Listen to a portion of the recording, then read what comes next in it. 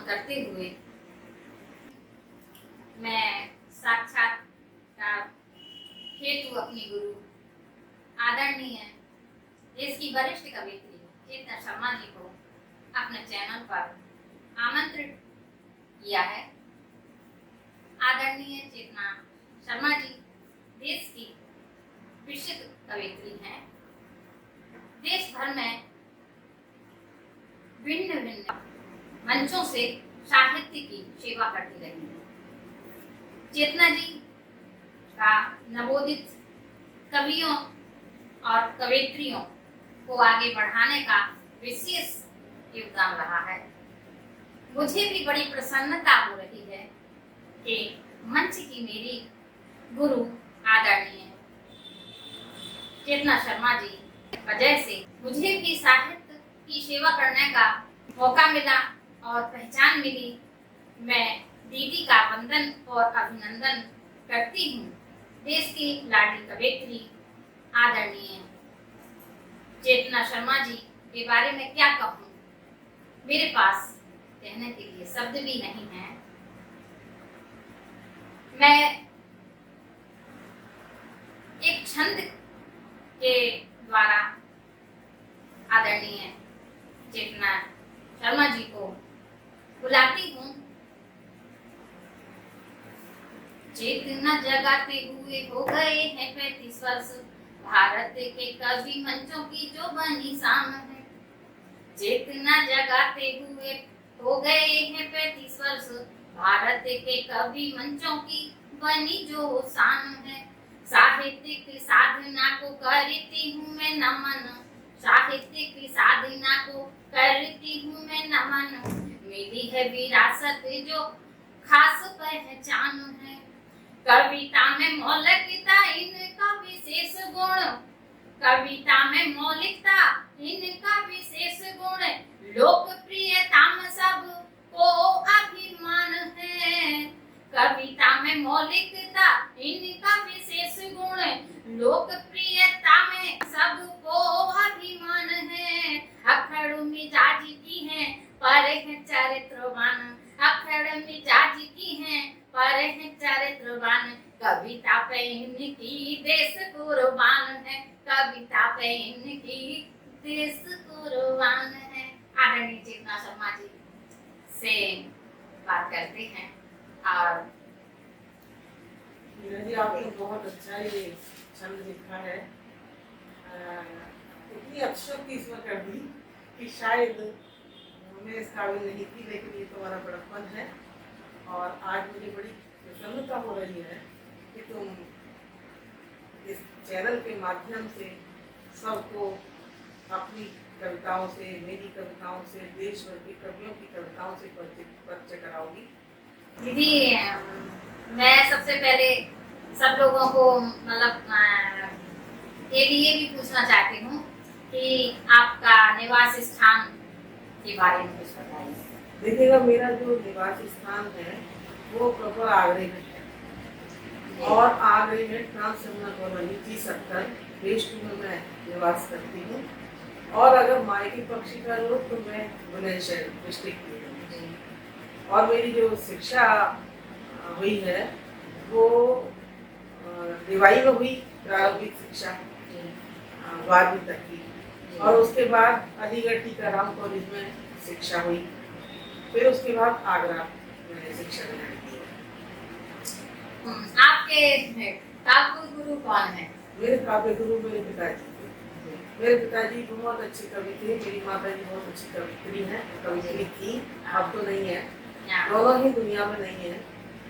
और मेरी दोनों बहनें भी बहुत अच्छा लिखती हैं, कवित्री हैं, लेकिन वो मंचों पर नहीं जाती है। अब बीच वाली जो बहन है वो इसी वर्ष से जाने लगी है। यानी कि आपका पूरा परिवार भी साहित्य की सेवा करता आया है और माँ सरस्वती की कृपा आप सब पर हमेशा मेरे तो नाना जी भी कवि थे, ताऊ जी भी कवि थे, ताऊ जी का बेटा भी कवि है, मौसी जी का बेटा भी कवि है। और ये गुण जो कविता के मिले ये अपने घर के वातावरण से ही मैंने कविता के गुण सीखे। और पिताजी जब छोटी थी तो हम तीनों बहनों को ले जाते थे कभी सम्मेलन में, कभी गोष्ठियों में। तो मुझको ये लगता था कि भाई मैं भी लिखूं।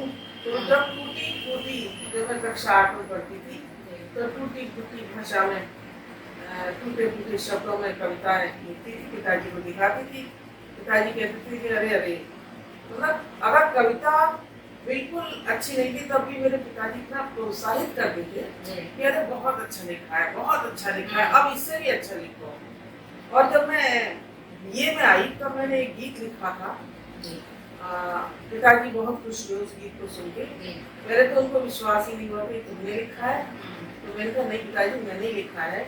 वो गीत कुछ इस तरह था, लाख लाख गम पाले मैंने एक एक गम के डर से, लाख लाख गम पाले मैंने एक एक गम के डर से, आकर कितनी बार जिंदगी लौट गई मेरे घर से, लौट गई मेरे घर से। ये गीत लिखा। फिर उसके बाद जब पिताजी ने बहुत प्रशंसा की और मैंने अपने कॉलेज के प्रांगण में एक प्रोग्राम हुआ था तो उसमें मैंने इस गीत को पढ़ा, सबने बहुत पसंद किया। फिर वहाँ से मैं और ज़्यादा उत्साहित होकर लिखने लगी। और जब मैं आगरा आई तो एक कवि सम्मेलन हो रहा था नगर निगम का। तो मैंने बड़ी रिक्वेस्ट करी संचालक महोदय से, श्री रामेंद्र मोहन त्रिपाठी, जो देश के वरिष्ठ कवि संचालन कर रही थी और विभिन्न शहरों से, नगरों से कवि आए हुए थे। उन्होंने मुझे कहा कि नहीं, बाहर से कवि आए, यहाँ आप नहीं पढ़ सकते। तो मैंने वहाँ पे जो द्विवेदी थे, सहाय मुख्य नगर अधिकारी, तो मैंने उनसे कहा कि सर मैं भी एक कविता पढ़ना चाहती हूँ। तो उन्होंने मुझे स्लिप दिखवाई। फिर रामेंद्र जी ने कहा कि केवल 2 मिनट हैं आपके लिए, लेकिन उस मंच पे मुझे खूब तालियां मिली। तो फिर पब्लिक ने हल्ला मचाया, श्रोताओं ने, कि ये गीत और पढ़वा दीजिए, एक गीत और पढ़वा दीजिए।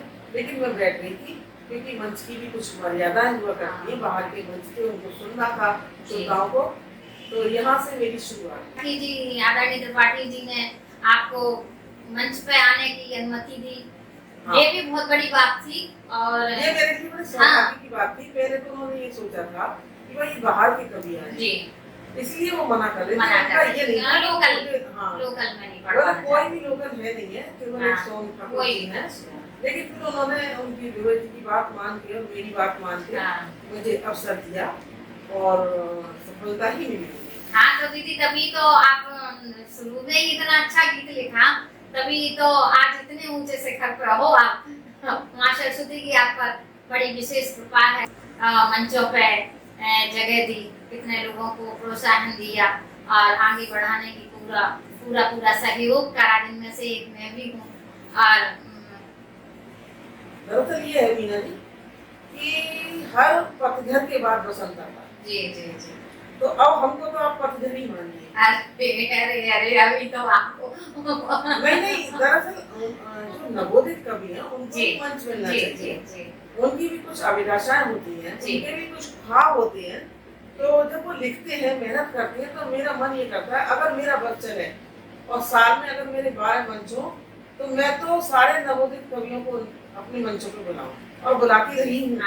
बिल्कुल। तो मुझे अच्छा लगता है कि वो लोग आगे बढ़े और सब अपने अपने भाग्य का खाते हैं, सबको ख्याति अपने अपने भाग्य से मिलती है, तो वो अपने लक्ष्य को प्राप्त करें, ऐसा मेरा ध्येय रहता है। दीदी, आप किस कवि या कवयित्री से प्रभावित हैं? आगरे में अगर कहूँ तो मैं डॉक्टर आदरणीय शशि तिवारी दीदी से बहुत ज्यादा प्रभावित जी।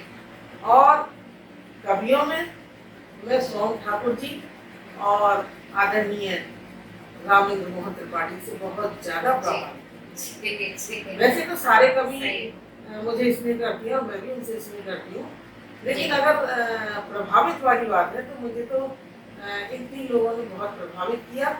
और आदरणीय शशि तिवारी दीदी ने की कविताओं को पढ़ के मुझे बहुत प्रेरणा मिली है और रामेंद्र जी और सोम जी की कविताओं को सुन के ही मैंने कुछ समसामयिक गीत लिखने का प्रयास किया। जी जी और जैसा लिखा गया ये तो मैं नहीं कह सकती, लेकिन मेरी जो समझ थी, अपनी समझ से मैंने कुछ गीत अच्छे लिखे जो मेरी पहचान बने, जैसे वंदे मातरम। वंदे मातरम गीत को नेपाल में बहुत सम्मान मिला। हाँ दीदी आप सुनाइए आप। उन्होंने कहा कि भाई ये गीत वास्तव में आपका बहुत अच्छा है, तो जो सम्मान मिला उस गीत को मैं तुम्हारे समक्ष प्रस्तुत करना चाहती हूँ। जी दीदी आप मैं एक घनाक्षरी पढ़ती हूँ वंदे मातरम। जी जी वंदे मातरम गीत मेरे भारत की शान, हर भारतीय करता इससे बड़ा प्यार है। सुजलाम सुफलाम मलयज शीतलाम सस्य श्यामलाम पे सभी का अधिकार है। आजादी पाने का यही तो है एक मूल मंत्र, आजादी पाने का यही तो है एक मूल मंत्र, देश की अखंडता का यही गीत सार है। जो भी देशवासी इस गीत का विरोध करें, ऐसा नर बेशक ही देश का गद्दार है, ऐसा नर बेशक ही देश का गद्दार है। दीदी आप तो कई विधा में लिखती हैं, मैं आपसे क्या पूछूं कि आप किस विधा में लिखती हैं? आप तो इतनी विधाओं में, सारे विधाओं में ही लिखती हैं। देखिए मीना जी, मैंने खूब तो करुणा पे लिखा और खूब ओज में लिखा जी, श्रृंगार की गजलें गीत लिखे, मुक्तक बहुत लिखे, करीब 2500 मुक्तक लिखी हूँ अब तक जी। और करीब मैं समझती हूँ कि 3-1000 मेरी कविताएं हैं, जिनमें दोहे लिखे हैं मैंने करीब 2000 के करीब। उनमें से एक प्रकाशनार्थ के लिए, प्रकाशन के लिए पढ़ी है पुस्तक गाय की करुण पुकार जी। अब वो 10 से एक दिन में आ जाएगी। अच्छा। जिसमें मैंने केवल दोहे ही लिखे हैं गाय के ऊपर, करीब 131 दोहे लिखे हैं। और उसके अलावा फिर मुक्तक, घनाक्षरी, गाय की आरती, गाय गौ माता को समर्पित गीत लिखे हैं। तो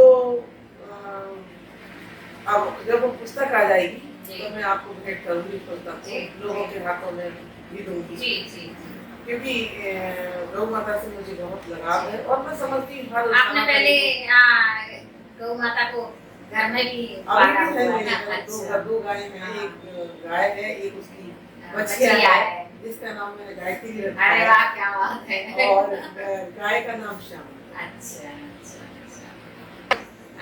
आपको इतना प्रेम है गाय से, तभी तो आपने कुछ लिख सकी उसके ऊपर लिखा, तभी तो आपने इतना कुछ लिखा उनके लिए। दीदी आपकी कोई प्रतिनिधि रचना सुनाइए। हाँ सुनाती हूँ जी। जब ये शहीद हुए हमारे देश के सैनिक, तब मुझे लगा कि इनके लिए वो क्या कर सकती है जी। एक टीवी पे एक प्रोग्राम आ रहा था जिसमें एक नेताजी की मृत्यु हो गई और उनको तिरंगे में लपेट के लाया। ये मुझे थोड़ा अच्छा नहीं लगा, क्योंकि अगर किसी शहीद को तिरंगे में लपेट कर लाया जाता है तो अपने देश के लिए गौरव की बात होती है, शान की बात होती है।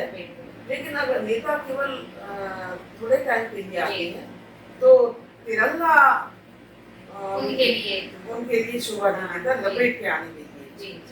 तो मैंने एक गीत लिखने का प्रयास किया कि आखिर एक मेरे अंदर ये जागृति आई कि एक गीत लिखा जाए तिरंगे को लेके।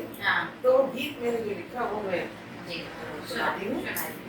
3 रंग से बना तिरंगा मेरे वतन की शान है, भारत के जन जन को अपने झंडे पर अभिमान है, मुक्त गगन में सर ऊंचा कर लहर लहर लहराता है, हम सब का ही इस झंडे से जन्म जन्म का नाता है। इस झंडे की खातिर जाने कितने वीर शहीद हुए, अशफाकुल्लाह भगत चंद्रशेखर आजाद हमीद हुए, अपने ध्वज के काल चक्र को पल भर रुकने दिया नहीं, कटकर शीश गिरे धरती पर इसको झुकने दिया नहीं, अपने तन की सांसें हम अपने झंडे के नाम करें, अमर तिरंगे को हम भारतवासी आज प्रणाम करें, अमर तिरंगे को हम भारतवासी आज प्रणाम करें। और क्यों प्रणाम करें? जी जी। प्रणाम करने के लिए हमने क्यों कहा कि इसका बहुत महत्व है। इसमें जो 3 रंग है उनका तो विशेष महत्व है और बताती हूँ वो महत्व। केसरिया रंग इस झंडे का अपनी कथा सुनाता है, तन से मन से भारत के जन जन को संत बनाता है।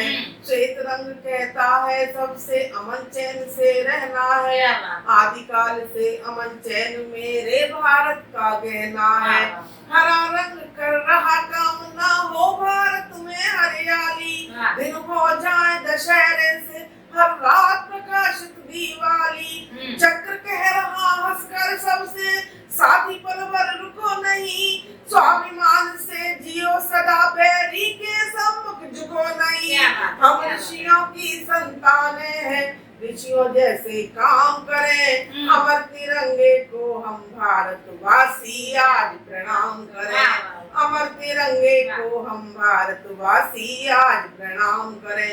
और इस तिरंगे के लिए ऐसा नहीं कि शहीदों ने ही अपनी कुर्बानी दी, उनके परिवारों की भी कुर्बानी क्यों नहीं रही। जहाँ देखिए राजस्थान में एक शहीद हुआ, उसकी पत्नी ने अपने पति को कंधा दिया, अपने पति को मुखाग्नि दी और उनकी बहनों ने हंस हंसकर अपने भाई की कलाई में राखी बांधी। उनके माता पिता ने हंस हंसकर अपने बेटों को विदा किया। तब कहीं पंक्तियां निकलती हैं, जाने कितने वीर तिरंगे की खातिर बलिदान हुए, अमर हो गए मरकर भी वे जनगण मन का गान हुए। धन्य पिता वे जो हंसकर निज बेटों को कुर्बान करें, लिपट तिरंगे में शव आए तो उस पर अभिमान करें, तो उस पर अभिमान करें। बहनें भी भारत की धन्य यमराज से पंजा लड़ा गई, खाले राखियों के हंस करके वो सीमा पे चढ़ा गई। धन्य नवेली वो दुल्हन जिसने सुहाग का दान दिया, हंसकर विधवा हुई मगर अपने पति को धिक्कार किया। वीर प्रसूता माताओं को याद सुबह और शाम करें, अमर तिरंगे को हम भारतवासी आज प्रणाम करें, अमर तिरंगे को हम भारतवासी आज प्रणाम करें। ये तो मेरे तिरंगे का हुआ महत्व कि तिरंगा क्यों महान है। लेकिन अब वो प्रश्न वही आता है कि ये तिरंगा शहीदों के लिए है, ना कि किसी नेता के लिए है। तब मैंने कुछ पंक्तियां लिखी, वो पंक्तियां अंतिम पंक्तियां लिखी थी। क्या बतलाऊं इस भारत की राजनीति हर जाई है, जिसने अमर तिरंगे की अब याद तलक बिसराई है। जो शहीद इस ध्वज की खातिर प्राणाहुति देते थे, पर न कभी इस अमर तिरंगे को वो झुकने देते थे, पर न कभी इस अमर तिरंगे को वो झुकने देते थे। वही तिरंगा नेताओं के मरने पर झुक जाता है, काल चक्र भी शर्मसार हो करके वहीं रुक जाता है। नेता सभी शिखंडी कोई सीमा पर तो लड़ा नहीं, फिर क्यों झुके तिरंगा कोई नेता इससे बड़ा नहीं, फिर क्यों झुके तिरंगा कोई नेता इससे बड़ा नहीं। नहीं झुकेगा कभी तिरंगा ये प्रण खुले आम करें, अमर तिरंगे को हम भारतवासी आज प्रणाम करें, अमर तिरंगे को हम भारतवासी आज प्रणाम करें, अमर तिरंगे को हम भारतवासी आज प्रणाम करें। देश की लाडली कवयित्री चेतना शर्मा जी थी। दीदी का बहुत बहुत धन्यवाद। जो अरे नहीं, धन्यवाद तो तुम्हारा है कि तुमने हमको यहाँ उपस्थित करवाई, उपस्थिति मेरी करवाई ली। नमस्कार। और नमस्कार।